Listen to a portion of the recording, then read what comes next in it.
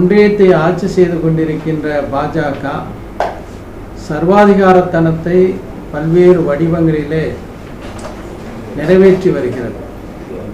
நாடாளுமன்றத்தினுடைய மாண்புகளுக்கு அது மதிப்பு கொடுப்பதில்லை, மக்கள் போராட்டங்களுக்கும் அது மதிப்பு கொடுப்பதில்லை. இப்போது ஆட்டை கடித்து மாட்டை கடித்து மனிதனை கடிப்பது என்று சொல்வார்கள். அந்த வகையில் ஜனநாயகத்தினுடைய அடித்தளத்தையே ஏற்கக்கூடிய வகையில் இந்த சட்ட முன்வடிவை நாடாளுமன்றத்தில் தாக்கல் செய்திருக்கிறார்கள். இதை வெறுமனே மக்கள் பிரதிநிதிகள் மட்டுமல்லாமல் ஒட்டுமொத்தமாக நம்முடைய நாட்டிலே ஜனநாயக மாண்புகள் நீடித்து நிலைக்க வேண்டும் என்று விரும்பக்கூடியவர்கள் அனைவரும் இதை கடுமையாக எதிர்க்க வேண்டும். தேர்தல் ஆணையம் தற்போது பீகார் மாநிலத்தில் சிறப்பு தீவிர வாக்காளர் பட்டியல் திருத்த நடவடிக்கையை மேற்கொண்டிருக்கின்றது. அதில் இந்த நாட்டில் அடிப்படை உரிமை வாக்குரிமையாக இருக்கின்றது. அந்த வாக்குரிமையை பறிக்கக்கூடிய வகையில் இந்த தீவிர வாக்காளர் திருத்த நடவடிக்கை அமைந்திருப்பதை கண்கூடாக பார்த்தோம்.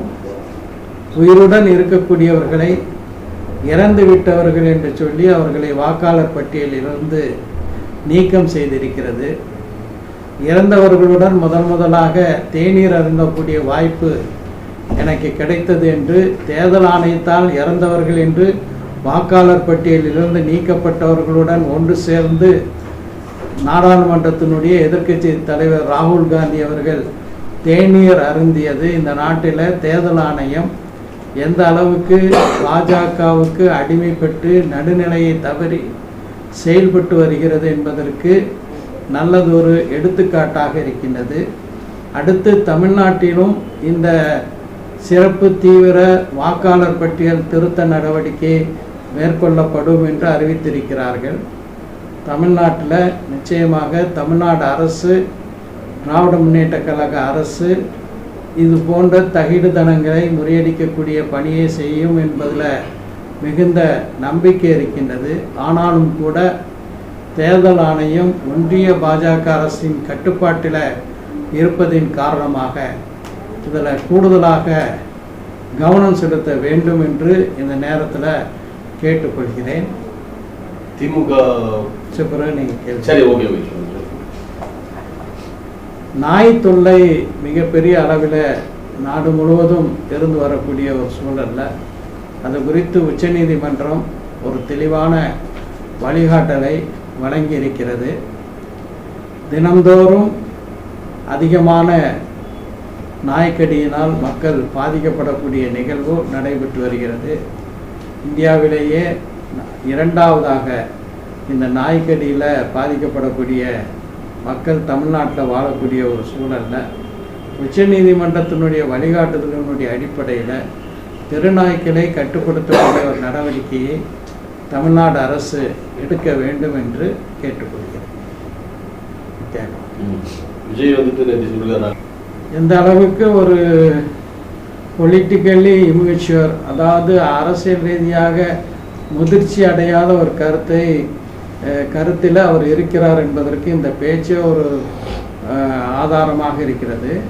திராவிட முன்னேற்ற கழகத்தில் இருக்கக்கூடிய ஒவ்வொரு கூட்டணி கட்சியும், அது காங்கிரஸ் கட்சியாக இருந்தாலும் சரி, இடதுசாரி கட்சிகளாக இருந்தாலும் சரி, விடுதலை சிறுத்தைகள் கட்சியாக இருந்தாலும் சரி, மதிமுகவாக இருந்தாலும் சரி, மனிதநேய மக்கள் கட்சியாக இருந்தாலும் சரி, அல்லது கொங்கு நாடு மக்கள் கட்சியாக இருந்தாலும் சரி, அல்லது தமிழக வாழ்வுரிமை கட்சியாக இருந்தாலும் சரி, இந்த அனைத்து கட்சிகளும் தமிழ்நாடு முழுவதும் பரவலாக மக்கள் ஆதரவை பெற்று அந்த ஆதரவின் காரணமாக சட்டமன்ற உறுப்பினர்களை கொண்டிருக்கக்கூடிய கட்சி மட்டுமல்லாமல் இந்த அத்துணை கட்சிகளும் மாநகராட்சிகள், நகராட்சிகள், பேரூராட்சிகள், ஊராட்சிகளில் மக்கள் பிரதிநிதிகளை கொண்ட கட்சிகளாக இருக்கின்றது. எனவே மக்களுடைய பெரும் ஆதரவு கொண்ட ஒரு கூட்டணி தான் திராவிட முன்னேற்ற கழகத்தினுடைய கூட்டணி.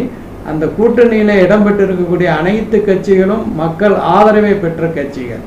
எனவே திமுக கூட்டணியை நம்பி இருக்கிறது, நாங்கள் மக்களை நம்பி இருக்கின்றோம் என்று சொல்வது ஒரு அரசியல் முதிர்ச்சியற்ற ஒரு கருத்தாக அதை நாங்கள் பார்க்கிறோம். அவர் பாஜகவை பற்றி சொன்ன கருத்துக்கள் எல்லாம் வரவேற்கத்தக்க கருத்துக்கள் தான்.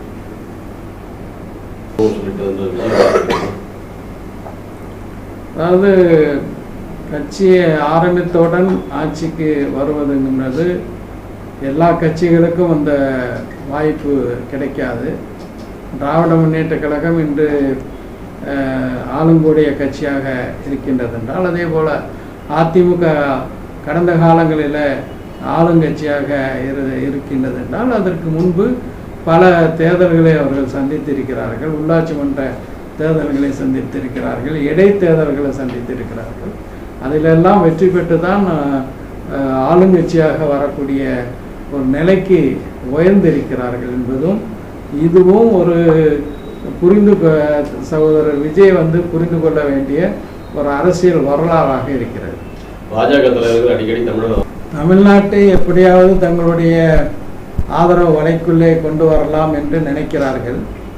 பீகாரில் செய்தது போன்று அல்லது மகாராஷ்டிர மாநிலத்தில் செய்தது போன்று வாக்காளர் பட்டியலில் பெருமளவுக்கு தில்லுமுள்ளு செய்தால் ஒழிய தமிழ்நாட்டில் பாஜக கால் பதிய முடியாது. எனவே தான் தமிழ்நாடு ஒட்டுமொத்தமாக தேர்தல் ஆணையத்தினுடைய இந்த சிறப்பு தீவிர வாக்காளர் பட்டியல் திருத்த நடவடிக்கையை கடுமையாக எடுக்க வேண்டும். விழிப்புணர்வுடனும் கண்காணிப்புடனும் அனைத்து அரசியல் கட்சிகளும் செயல்பட வேண்டும்.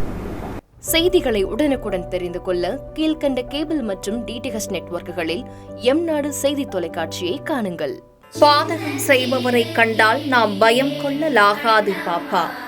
மோதி மிதித்துவிடு பாப்பா, அவர் முகத்தில் உமிழ்ந்துவிடு பாப்பா. அண்மை செய்திகளை உடனுக்குடன் தெரிந்து கொள்ள இணைந்திருங்கள் எம்நாடு தொலைக்காட்சியுடன்.